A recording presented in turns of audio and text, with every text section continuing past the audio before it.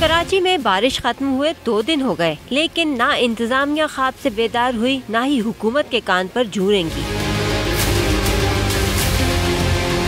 ये कराची का इलाका मूसा कॉलोनी है, जहाँ जानवर नहीं इंसान बसते हैं, लेकिन ये इलाका नाकाबिले रिहाइश है। बारिश का पानी सीवरेज में मिलकर घरों में दाखिल हो गया और बीमारियाँ फैलाने लगा।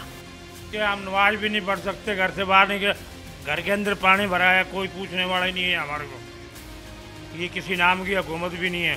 मकीन इंतहाई जहनी अजियत का शिकार है। कोई भी काम करने को तैयार नहीं है। हालात इतने खराब, बीमारी फैल रही है, यानी कि बच्चे ही बीमार हो रहे हैं, पानी इतना गंदा आ रहा है। बच्चे भी इसी गिलाजत में रहने पर मजबूर हैं। दूसरी जानिब बारिश के पानी से जमीन धंस गई। PIB कॉलोनी में जमीन का एक हिस्सा धंस गया। ये तकरीबन 3:30-4 बजे जो है ना, ये शगाफ पड़ा है अचानक से ना, तो यहाँ से आप निकल नहीं सकते थे, पानी बहुत बहा है। लेकिन अल्लाह ताला का लाख लाख शुक्र है कि जिस टाइम पे ये मसला हुआ, इस टाइम पे यहाँ पे कोई बंदा मौजूद नहीं था।